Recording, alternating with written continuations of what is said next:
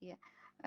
Silakan untuk teman-teman yang mau bertanya, kami utamakan lebih dahulu yang yang raise hand, silakan diklik raise hand-nya. Dan mungkin ini belum ada, saya oke.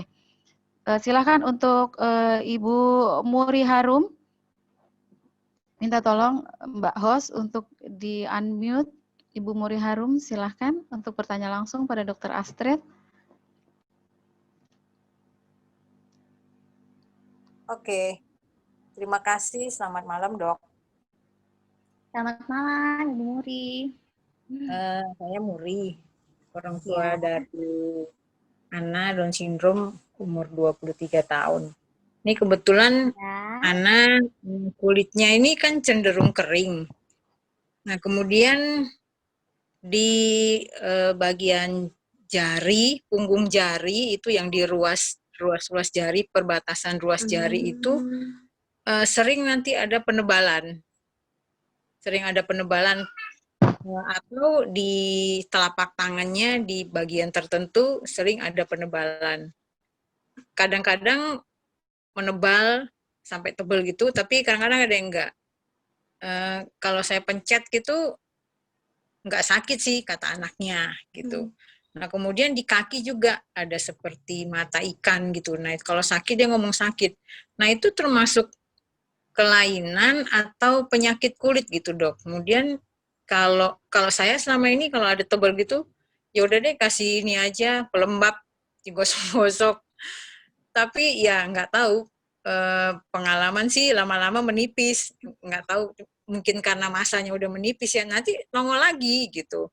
Nah, kalau saya lihat teman-temannya yang lain sampai saya pegang tangan temannya, kok sama ya gitu. Apakah ini memang salah satu gangguan atau kelainan atau penyakit? Ya kalau penyakit mungkin bisa diobatin. Nah, itu aja, Dok. Kemudian kalau pakai pelembab tuh sebenarnya bagus apa enggak sih buat anak-anak kami? Makasih, Dok. Iya. Ya, Silakan, baik, Dokter. Ibu Muri. Menjawab. Ya, jadi kalau yang kelainan kulit yang tadi kayaknya kalau saya lihat itu ada 3 ya. Yang pertama adalah kelainan kulit yang menebal, kemudian yang kedua adalah sisik ya, sisik pada punggung tangan dan seperti mata ikan di telapak kaki ya. Oke. Jadi jawab dulu, kalau kulit menebal itu biasanya kita sebut adalah hiperkeratosis ya Bu ya. Jadi adalah kulit-kulit mati yang menebal. Yang seharusnya itu biasanya kulit normal itu kita kan kulit itu berganti Bu sebenarnya setiap 14 sampai 23 hari. Dia biasanya berganti. Tetapi mungkin pada anak-anak ini kulitnya itu lebih cepat.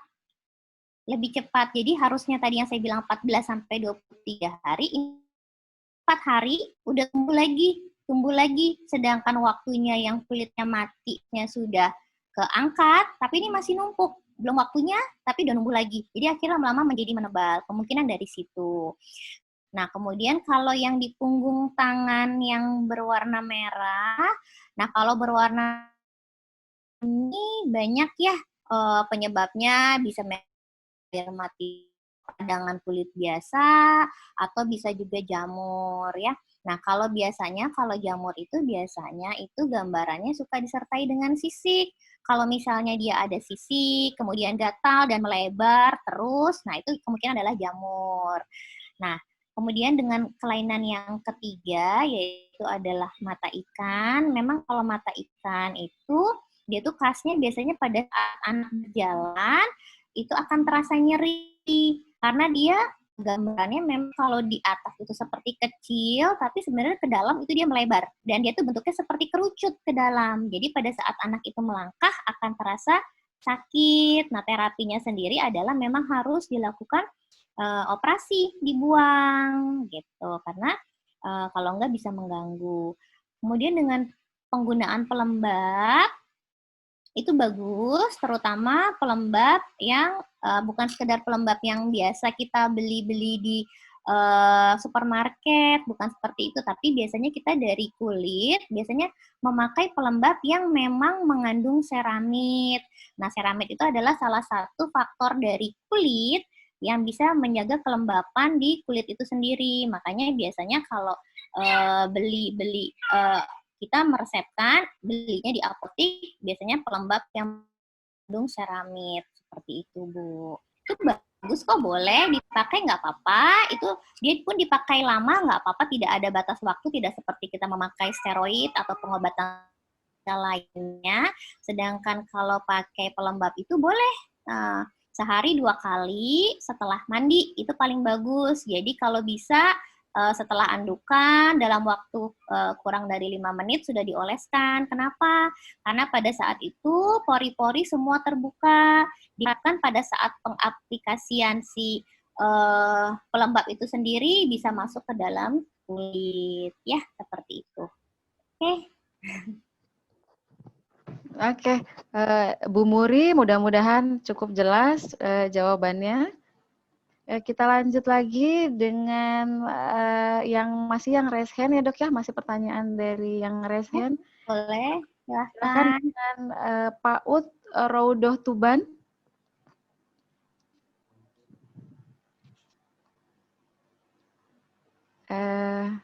Silahkan Mbak host, minta tolong untuk di-unmute PAUD Roudoh Tuban. Oke, silahkan. Assalamualaikum warahmatullahi wabarakatuh. Selamat malam, dokter. Terima kasih tanya. Dok, saya mau tanya. Anak murid saya itu kulitnya belang-belang. Seperti kue marble itu, Dok.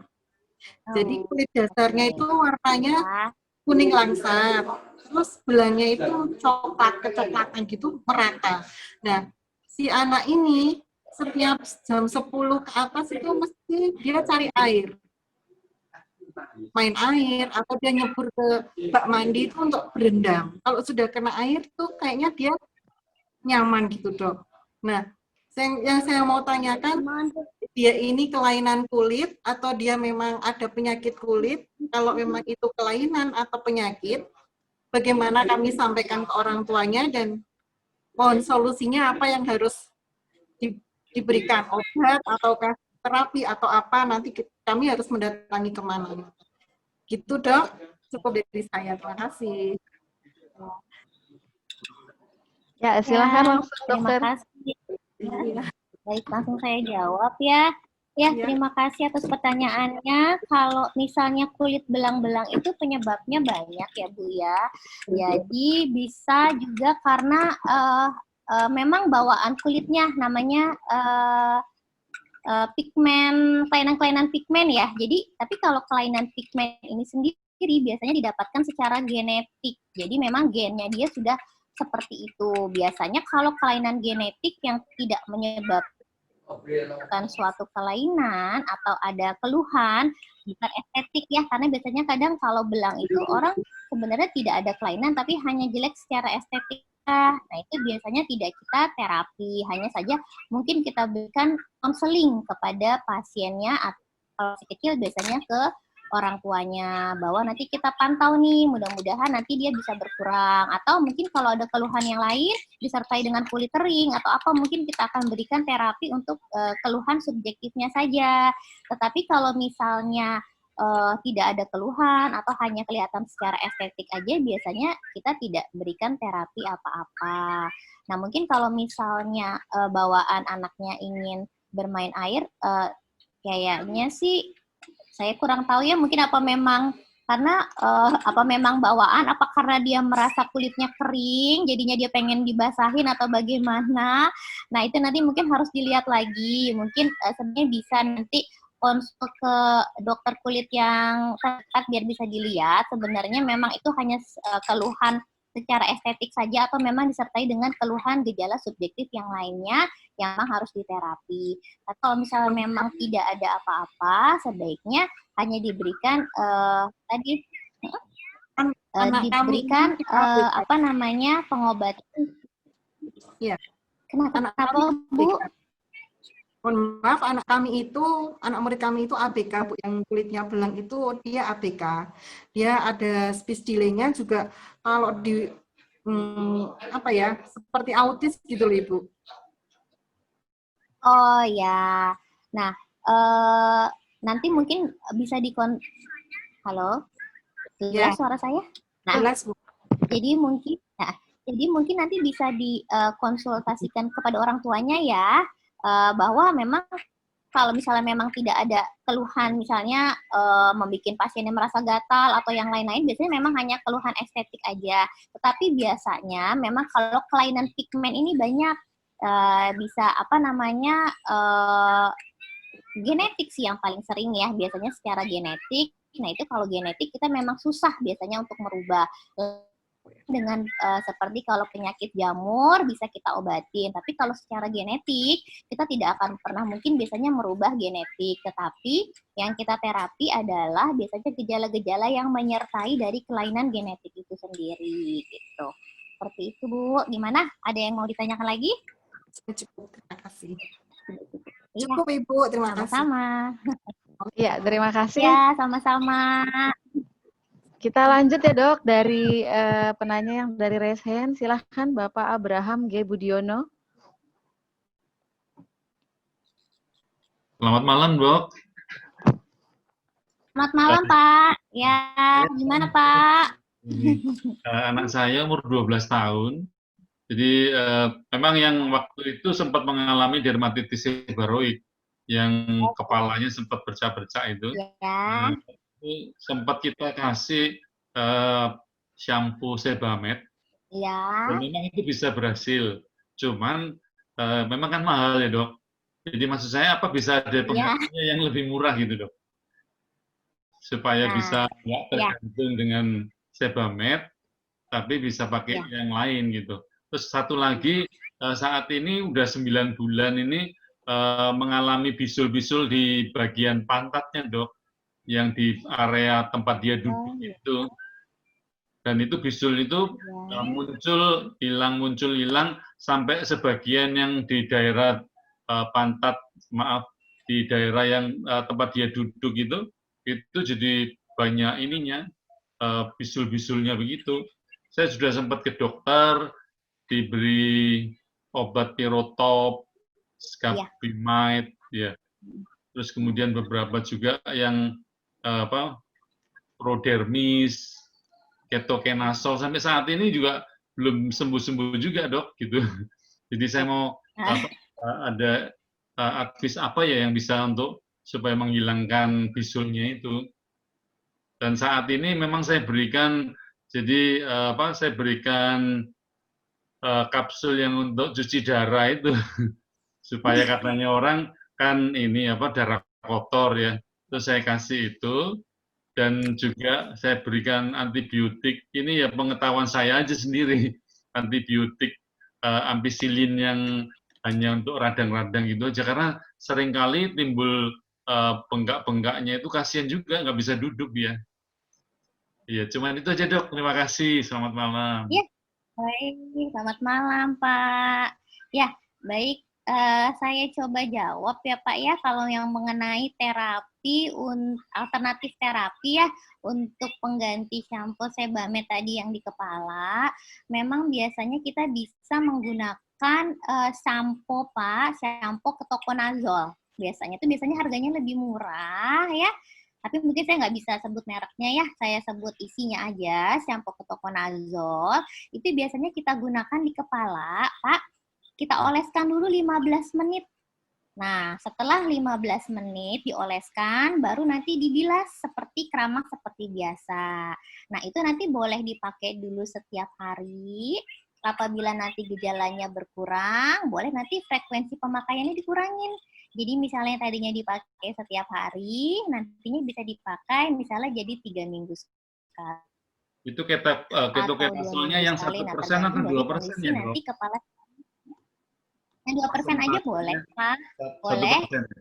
Ya, boleh. Nah, nanti itu dipakai ya Pak ya, seperti instruksi saya tadi, dengan nanti kalau misalnya gejalanya sudah berkurang, frekuensi pemakaiannya juga dikurangi. Nah, Kemudian dengan pernyataan yang kedua mengenai bisul tadi, jadi memang penyebab bisul tuh banyak, Pak ya. Jadi bisa memang penyebabnya bakteri sendiri atau disebut juga kalau kita bilang furunkel ya atau bisul, atau bisa juga tadi ya, makanya tadi saya bilang 5% ya yang biasanya dioleskan di seluruh badan. Nah, biasanya gejalanya tidak hanya di bokong, biasanya juga kalau pada pasien laki-laki biasanya ada keluhan juga terdapat bintil-bintil juga di sekitar kelamin atau di daerah-daerah lipatan. Nah, kalau misalnya tidak ada disertai juga dengan keluhan anggota keluarga yang lain dengan terutama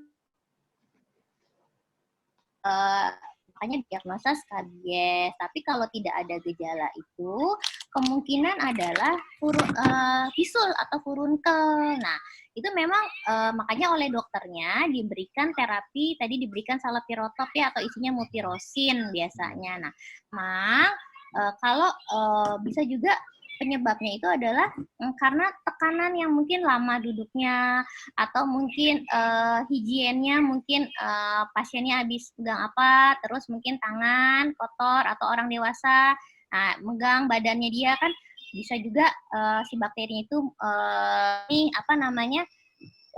melekat di badan anaknya, mungkin daya tahan tubuh sedang turun, jadi timbullah Nah, kalau saran saya bagusnya nanti minum antibiotik jangan beli sendiri.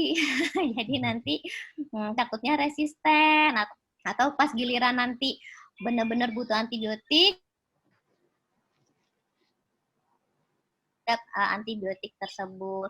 Jadi nanti bagusnya saran saya yang pertama adalah mungkin penggunaan celana yang tidak terlalu ketat atau dari bahan yang menyerap keringat, kemudian juga higienitas kebersihannya juga dijaga. Nah, kalau untuk penggunaan saran saya boleh dipakai salep-salep seperti pirotop boleh isinya mupirocin, atau salep yang lain seperti asam fusidat ya. Asam fusidat juga boleh dengan merek dagang, bebas yang mana aja. Nah, tapi biasanya kalau bisul memang dia sudah mengenai kulit bagian yang dalam, jadi biasanya bisa juga Pak ditambahkan dengan antibiotik ya. Antibiotiknya bisa dipakai dengan yang kayak golongan eritromisin seperti itu ya Pak ya. Nah, nanti kalau tidak sembuh juga, mungkin dikonsulkan lagi kepada dokter kulitnya biar dicari kira-kira diagnosis yang pastinya apa, sama nanti dikasih konselingnya. Jadi kira-kira harus seperti apa, apakah memang benar ini bisul, atau penyakit kulit yang lainnya. Karena biasanya memang kalau penyakit kulit itu diagnosis pastinya agak susah, karena gambaran kulit itu biasanya merah. Tadi kan saya terangin kayak dermatitis seboroid, dermatitis atopis, semuanya merah. Nah, cuman biasanya tapi kita melihat suka ada gambaran khasnya. Nah, itu nanti. Kenapa bernanah? Kenapa Pak? Bernanah. Nah, kalau bernanah biasanya kan berarti ada bakteri. Nah, itu memang benar harus diberikan obat antibiotik minumnya. Nah, tapi memang juga harus dicari nih kira-kira kenapa ya, faktor apa ya yang menyebabkan kok sering banget berulang. Nah, itu nanti yang harus dicari kira-kira apa. Zaman sekarang COVID begini, Dok, si dokternya sendiri juga periksanya dari kaca. Iya. Nggak lihat ke anaknya. Jadi ada jarak begitu. Jadi gimana bisa tahu gitu intinya. Iya. Memang COVID ini menyebabkan nggak harus menjaga jarak ya Pak ya. Mungkin kalau bisa dengan telemedicine mungkin ya agak lebih mudah ya gitu. Mungkin ditanyakan juga rumah sakit yang memang bisa untuk telemedicine. Jadi nanti anaknya juga mudah-mudahan juga terhindar dari COVID, dokternya juga nyaman meriksa. Nah, mungkin bisa dipakai alternatif untuk penggunaan telemedicine seperti itu, Pak ya. Jadi palingan itu yang bisa saya jawab untuk saat ini. Itu ya, Terima Pak. kasih, Dokter. Iya, sama-sama. Iya, terima kasih untuk Bapak Abraham. Mungkin sedikit bisa di-highlight ya, Dok. Tadi penggunaan antibiotik sebaiknya nggak beli sendiri, apalagi antibiotik minum ya, Dok. Kalau antibiotik Ya, betul. Betul, Dok. Karena kan satu kadang jenis antibiotik yang digunakan itu sudah tepat atau belum. Karena penggunaan antibiotik itu indikasinya berbeda. Karena penyebabnya pun beda-beda. Kayak contoh misalnya tadi bisul. Bisul adalah penyebabnya paling banyak adalah golongan Streptococcus atau Staphylococcus. Yang paling banyak adalah Streptococcus aureus biasanya. Nah, golongan antibiotik mana yang paling tepat? Nah, biasanya dokter akan memberikan antibiotik yang paling tepat seperti itu. Jadi mudah-mudahan dengan antibiotik yang diberikannya tepat juga nanti akan memberikan hasil terapi juga yang memuaskan kepada pasien. Seperti itu, Dok.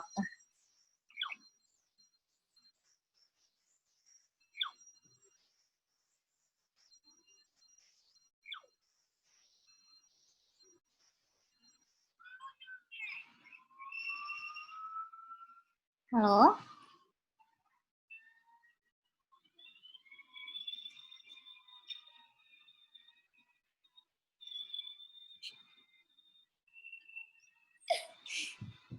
Halo?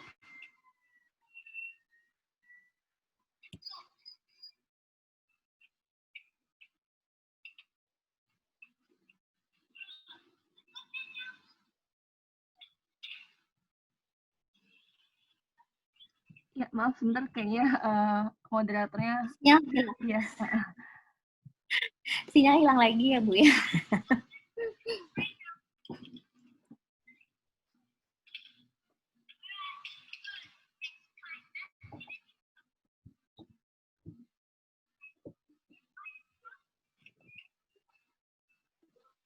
Malam, Dok. Mungkin bisa ke pertanyaan selanjutnya mungkin ya. Boleh, silahkan. Bagi mungkin yang ingin bertanya ya, saya Untuk persilahkan.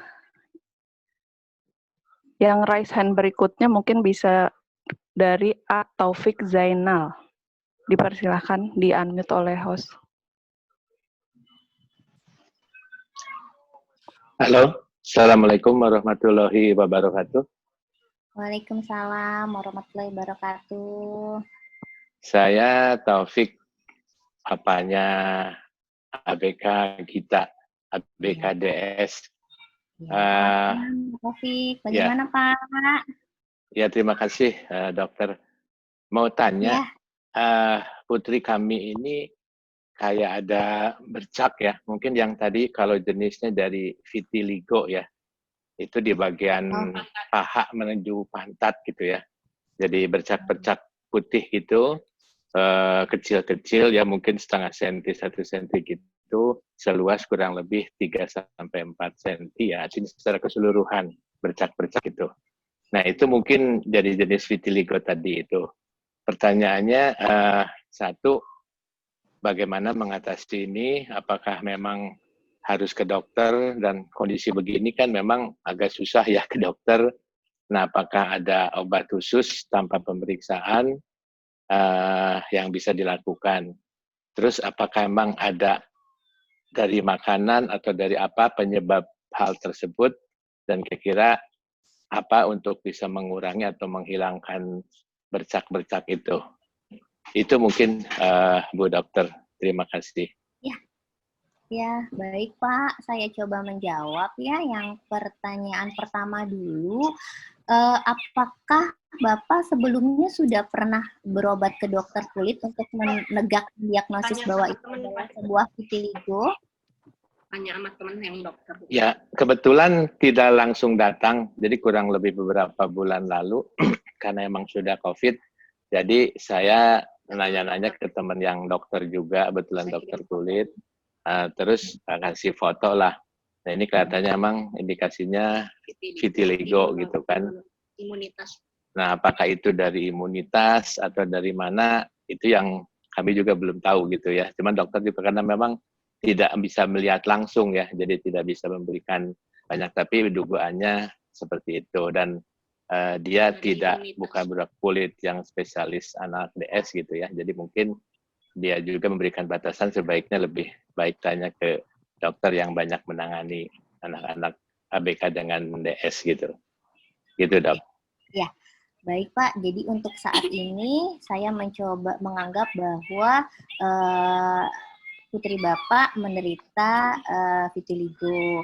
Nah, jadi kalau seandainya vitiligo itu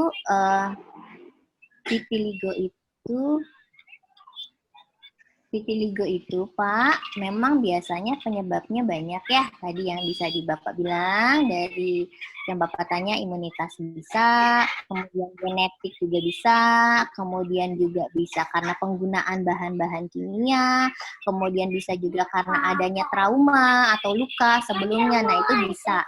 Nah,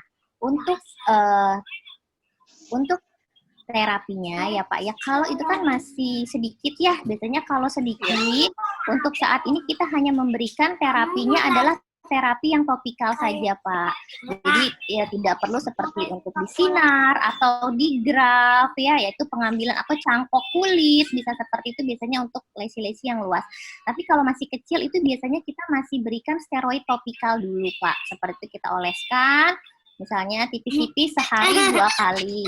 Tapi itu pun penggunaannya tidak boleh terlalu lama. Kenapa?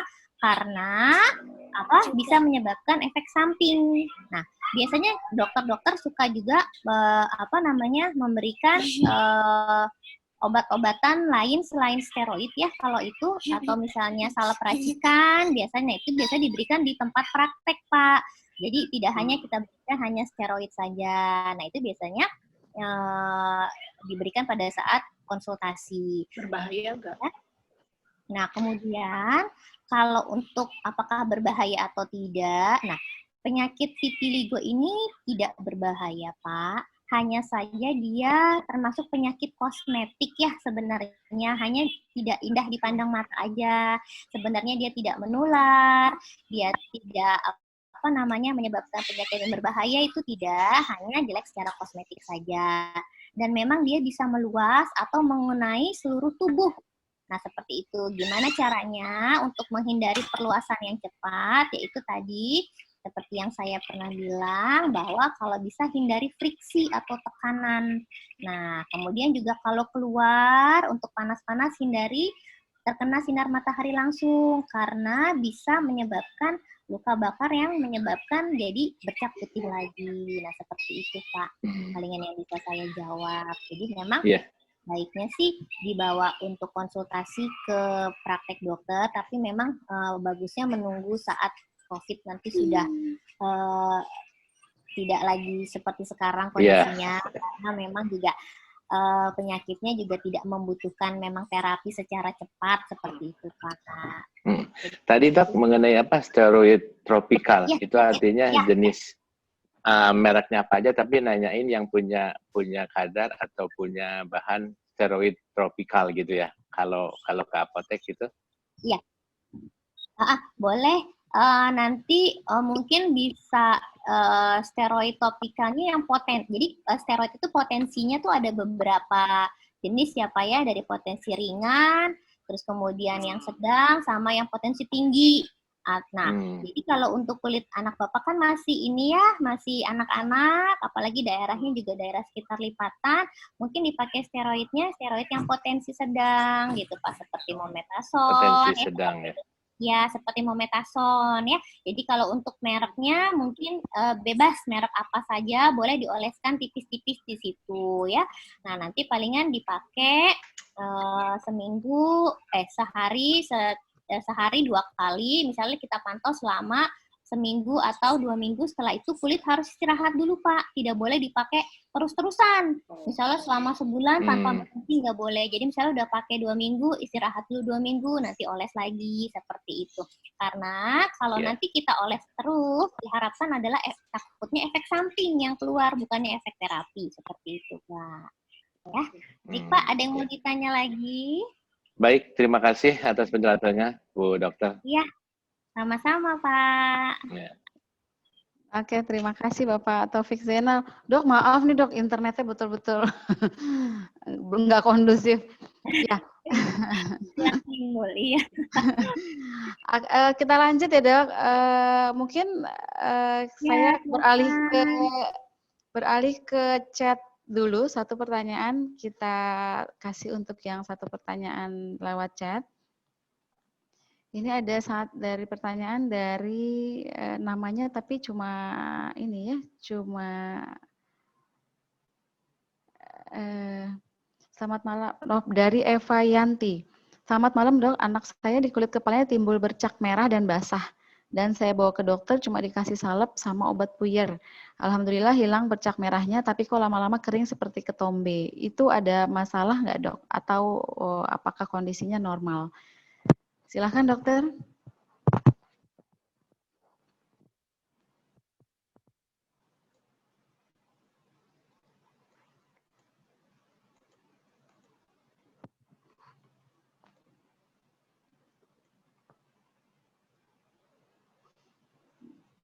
Halo.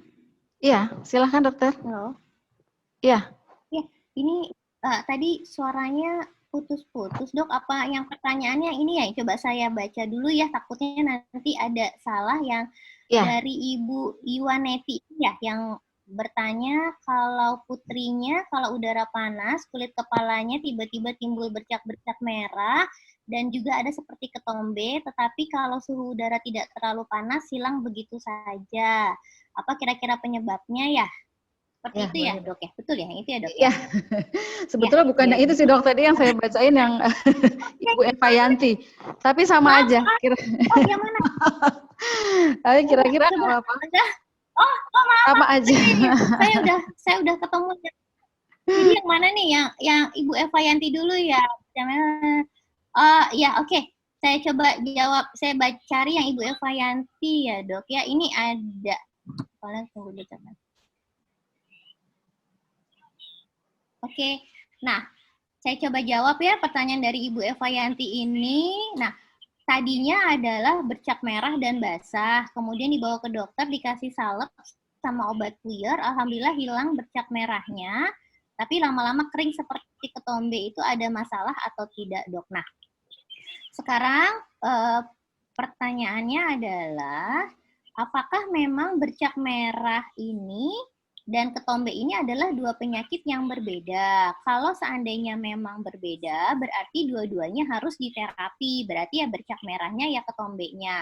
Kalau bercak merahnya sudah hilang, berarti penyakit yang kedua adalah ketombe. Atau mungkin yang tadi yang sudah saya terangkan sebelumnya adalah dermatitis seboroik. Nah, berarti harus diterapi sebagai dermatitis seboroik tadi yang seperti di slide yang sudah saya jelaskan.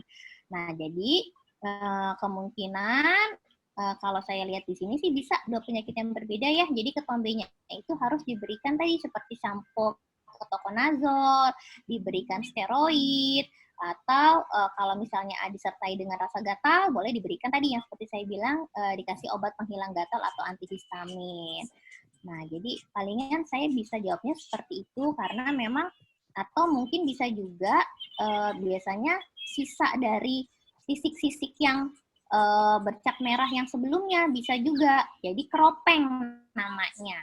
Jadi keropeng gitu, dia memang harusnya kalau bukan penyakit, dia harusnya hilang sendiri. Begitu bercak merahnya hilang, dia sudah tadinya basah jadi mengering, dia akan hilang. Tapi kalau dia tidak hilang atau bertambah banyak yang sisik seperti ketombe, kemungkinan adalah dermatitis seboroik. Jadi memang harus diterapi menggunakan terapi dermatitis seboroik seperti yang sudah saya jelaskan. Begitu loh dok.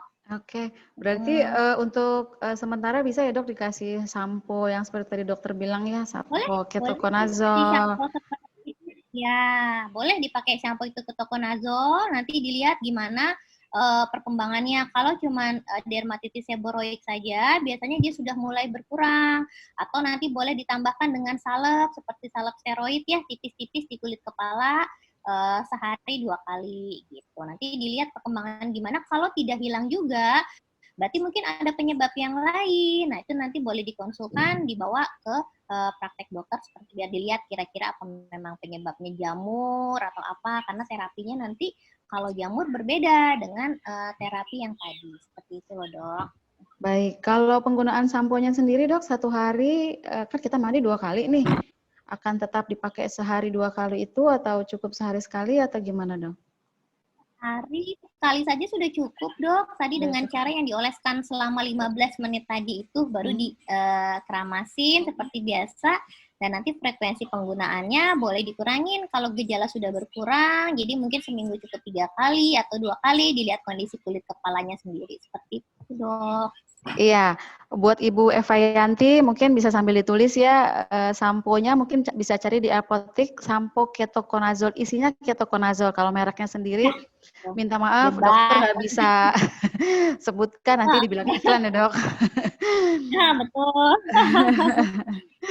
Iya, kita lanjut untuk pertanyaan via raise hand. Mudah-mudahan Ibu Eva Yanti bisa dimengerti ya tadi pertanyaannya, jawabannya juga. Kita lanjut untuk Ibu Rita Ristijawati. Silahkan untuk Ibu Rita Ristijawati. Silahkan Mbak Host untuk di-unmute. Iya. Iya, terima kasih dokter. Ya, dan Ibu. Ini anak saya 9 tahun.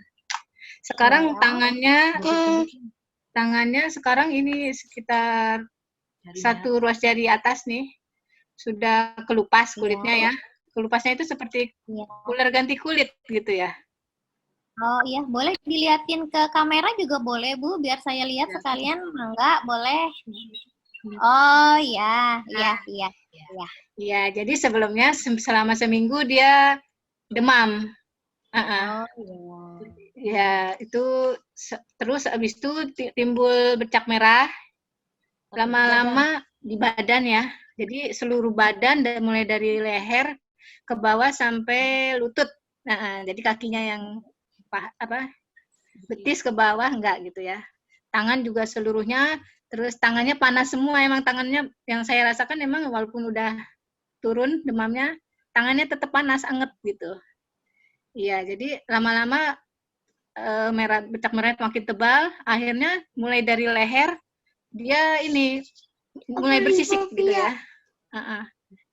Seperti sisik di leher makin banyak, akhirnya lama-lama berkurang, akhirnya ke badan sisiknya, tapi tidak seperti di leher ya, lebih tebal di leher aja sebentar di leher belakang. Ya lama-lama ya semuanya bersisik, seiring hilang ininya merah bercak ruamnya. Ya gitu aja. Jadi itu kira-kira apa penyebabnya, karena lumayan lama gitu ya. Demamnya naik turun berapa hari ada gitu ya. Naik turun dulu, akhirnya normal baru deh berubah normal. Cuma yang di tangan ini dia udah mulai sakit ya, karena udah tebal gitu ya. Kelupasnya tebal banget gitu sampai 4 hari aja. Gitu. Ya kira-kira kenapa gitu ya, penyebabnya apa dan penanganannya. Yang untuk tangan ini mungkin dia ngeluh sakit atau sekarang malah digigit-gigit ya, dimakan. Gemes sekali ya, pengen dikelupasin sama dia. Iya. Ya, itu aja, makasih. Ya, sama-sama Bu. Sebelumnya saya ingin nanya, apa ada batuk pilek, Bu? Sebelumnya tidak ada. Tadinya saya kira mau pilek gitu ya, karena mulai tapi tidak ada batuk, tidak ada. Tapi disertai dengan bercak merah ya Bu ya, di badan ya? Di badan, terus kemudian juga di telapak tangan dan telapak kaki ya? Kalau saya untuk kaki saat tidak. Kaki bersih ya, telapak tangannya aja ya? Tangannya aja. Telapak tangannya aja. Kaki tapi nggak ngelupas sama sekali ya Bu ya? Kalau yang mana? Kaki tidak, cuma tangan aja sekarang yang terakhir. Yang telapak kaki tidak. Kaki nggak apa-apa. Bersih ya? Bersih. Bersih ya, ya.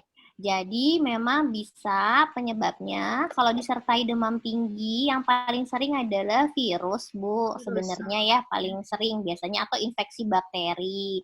Tapi nah biasanya juga kadang virus tuh memberikan gambaran di kulit itu bercak merah bisa. Nah sedangkan penyebab virusnya itu apa? Itu banyak, bisa seperti hand, foot, and mouth disease yang paling sering biasanya. Nah, biasanya pada saat nanti dia mulai sembuh, kulitnya suka ngelupas gitu.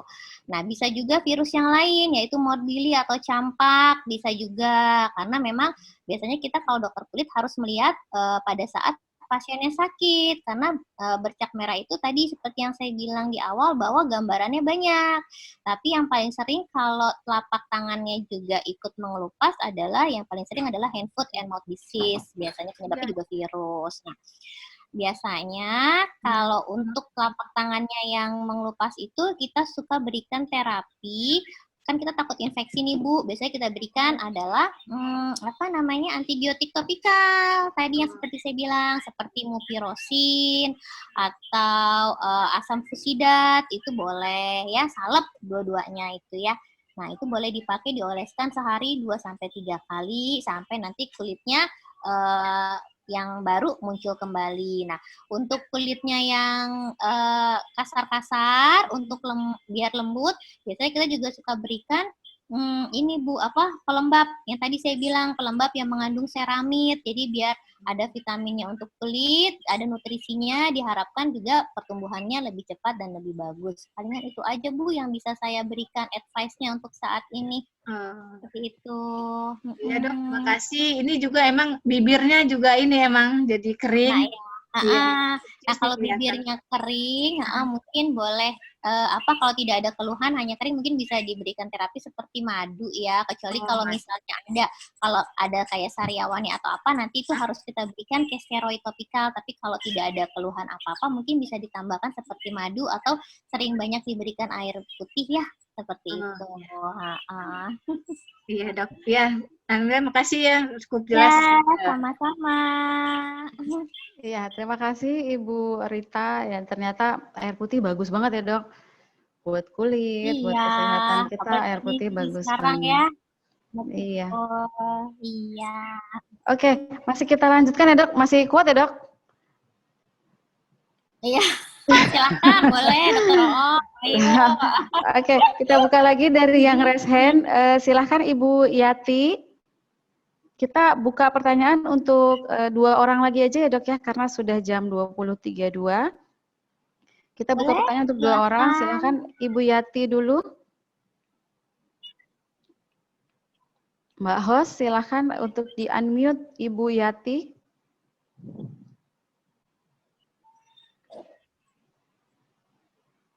Jangan lupa Ibu Yatinya juga meng-unmute diri sendiri.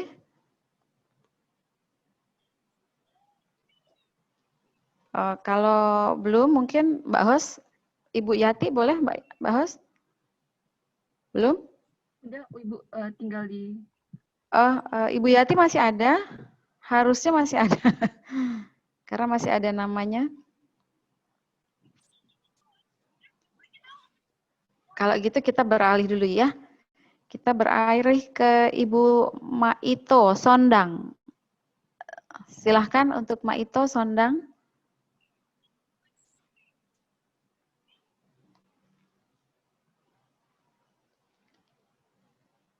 Belum standby juga? Belum ya? Oke, dok, saya bacain pertanyaan dari chat ya dok ya. Halo malam. Oh sudah, ya silahkan Bu. Iya, malam dokter, malam semuanya. Iya, saya orang tua dari Christopher, 14 tahun. Mungkin pertanyaannya sudah berulang-ulang ya ditanyakan tadi mengenai kulit kepala. Oh iya.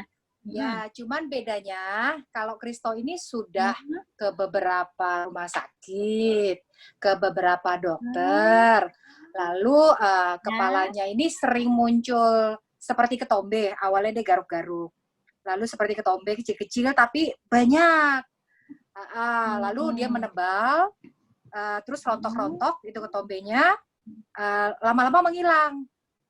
Jadi dokter selalu memberi salep dan obat minum juga. Sepertinya antibiotik juga kayaknya dok, sama racikan.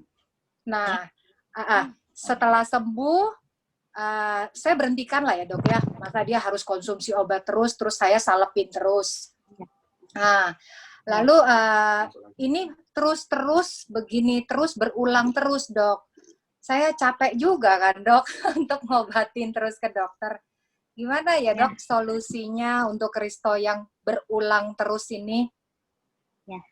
Ya, baik Bu, saya coba jawab ya Bu ya. Nah, kayaknya sih kemungkinan diagnosa Kristo adalah, kalau dari ceritanya adalah kemungkinan tadi Bu, dermatitis seboroik. Nah, Ya, betul.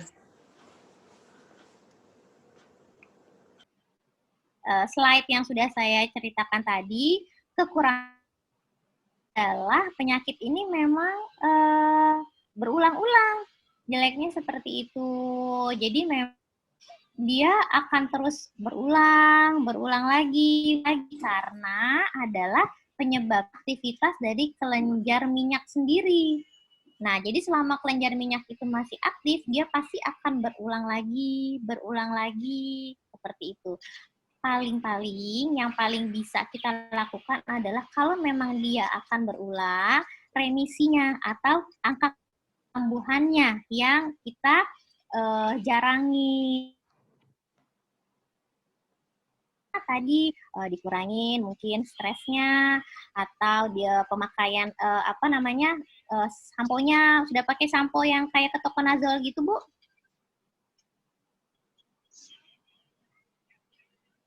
Suaranya Bu maaf nggak kedengeran.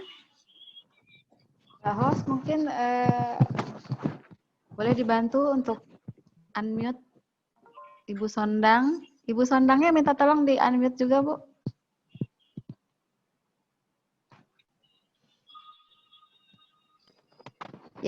Ya, halo ya, sudah.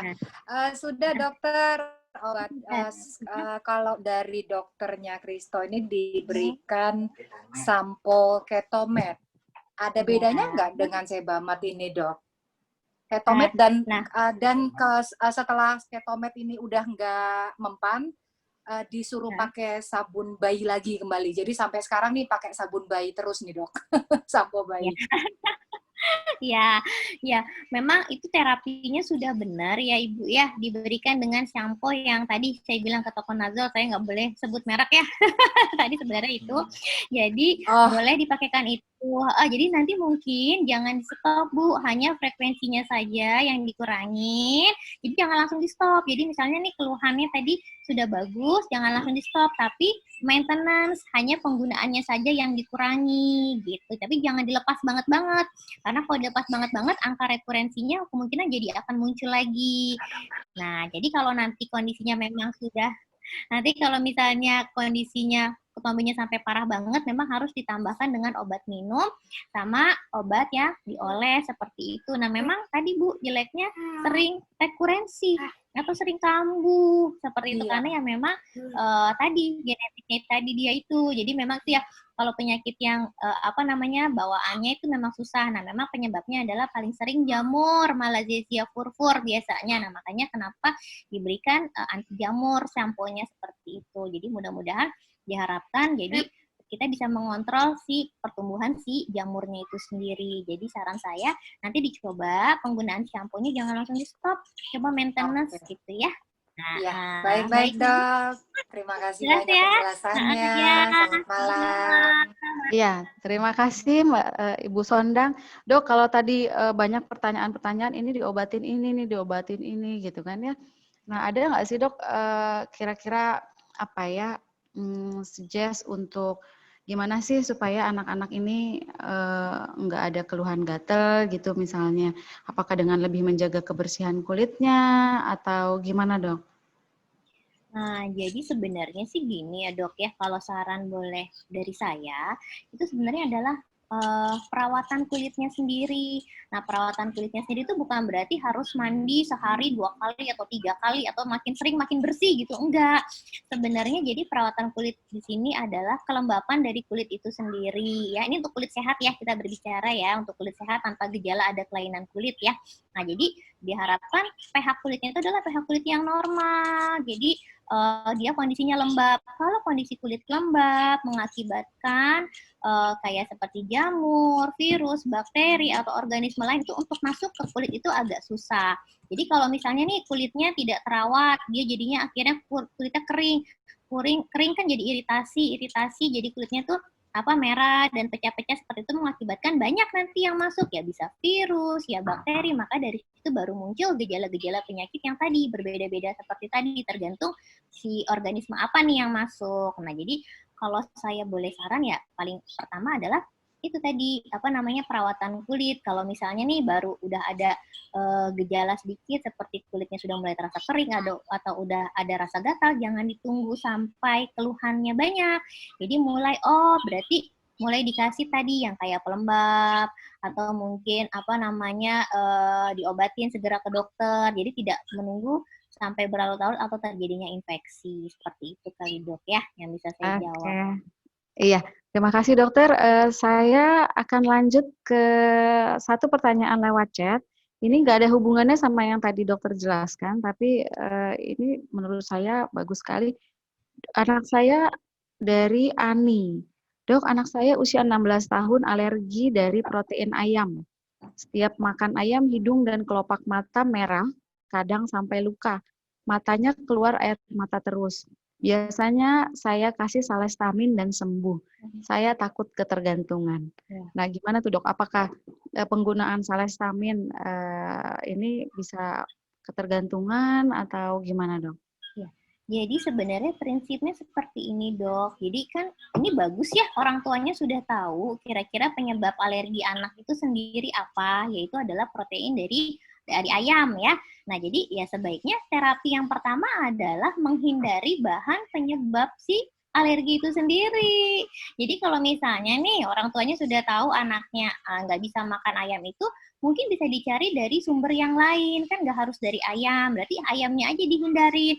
Jadi otomatis anaknya tidak sakit dan tidak perlu mengkonsumsi obat-obatan. Jadi seperti itu dok, menurut saran saya. Tapi kalau misalnya memang sudah sampai kejadian, ada keluhan, ya memang tetap harus diberikan obat-obatan yang tergantung dengan kondisi kulit. Jadi bagusnya memang ke konsultasi ke dokter lagi tadi dok, jadi tidak membeli secara bebas di apotik karena bisa saja pandangan dokter ternyata penyebabnya bukan itu atau bisa ada penyebab yang lain dan terapinya pun belum tentu diberikan terapi itu. Mungkin bisa diberikan terapi yang lain yang memang tidak bikin ketergantungan, hanya diberikan antihistamin saja atau pengurang gatal saja atau anti alergi saja. Jadi tidak perlu diberikan misalnya obat-obatan yang mengandung steroid atau yang berbahaya untuk kulit atau untuk badan si anak itu sendiri. Seperti itu dok.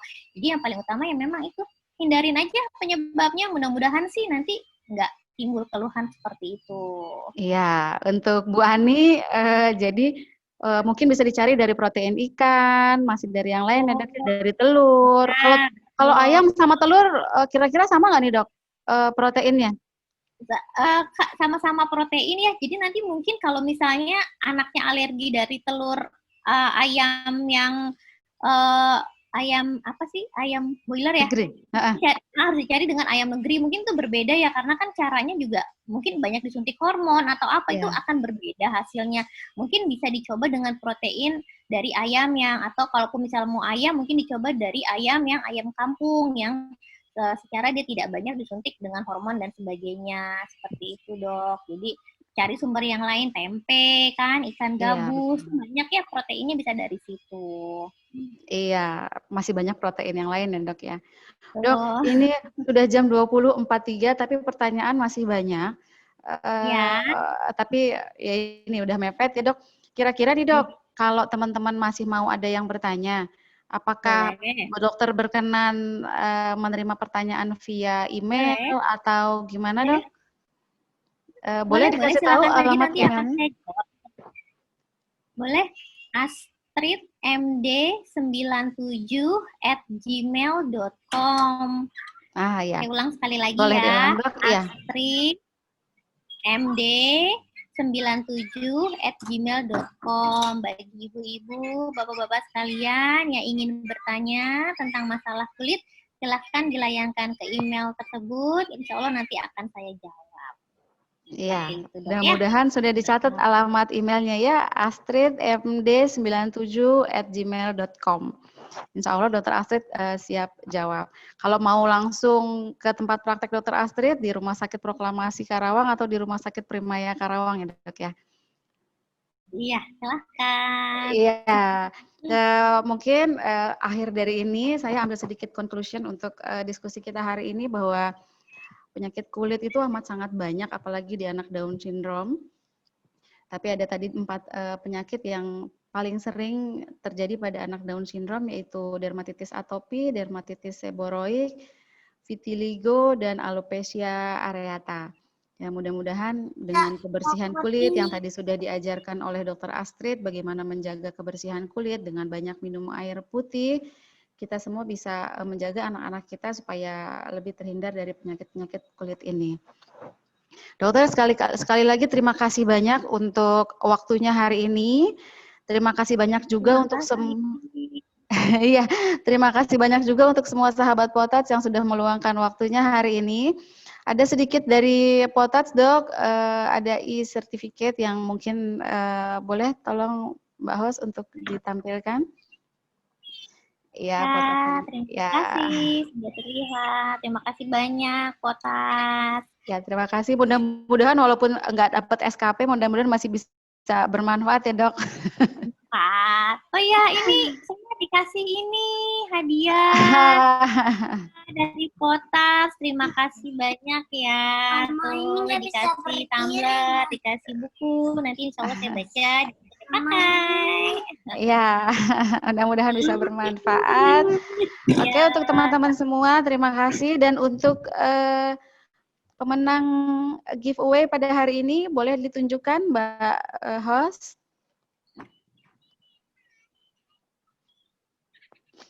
Iya, Ibu Rita Tristijawati, Bapak Abraham G, dan Ibu Ani, pemenang giveaway webinar series kelainan kulit pada Down syndrome.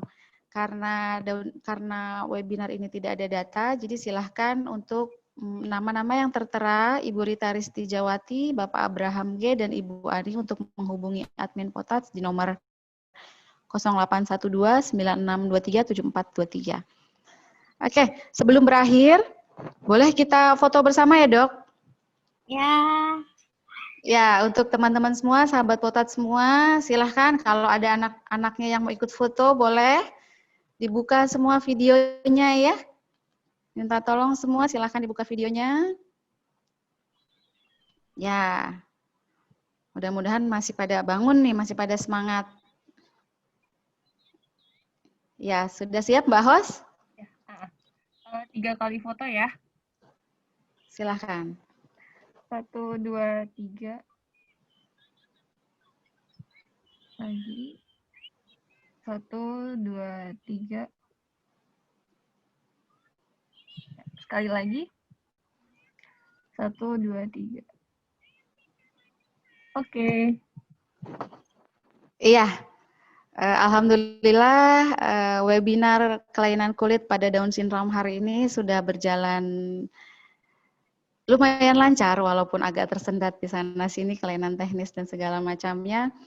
Mudah-mudahan apa yang disampaikan Dr. Astrid hari ini bisa bermanfaat untuk kita semua dan bisa kita terapkan dalam kehidupan kita sehari-hari agar anak-anak Down syndrome kita bisa lebih sehat kulitnya.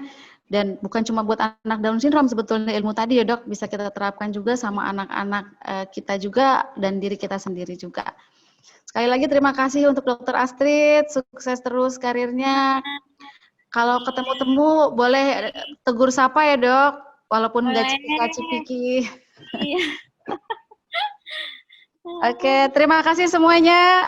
Saya Oom pamit undur diri. Sampai ketemu di webinar berikutnya tanggal 25 September dengan Dr. Aditya. Kita akan membahas hipotiroid pada Down syndrome. Selamat malam. Assalamualaikum warahmatullahi wabarakatuh. Terima kasih.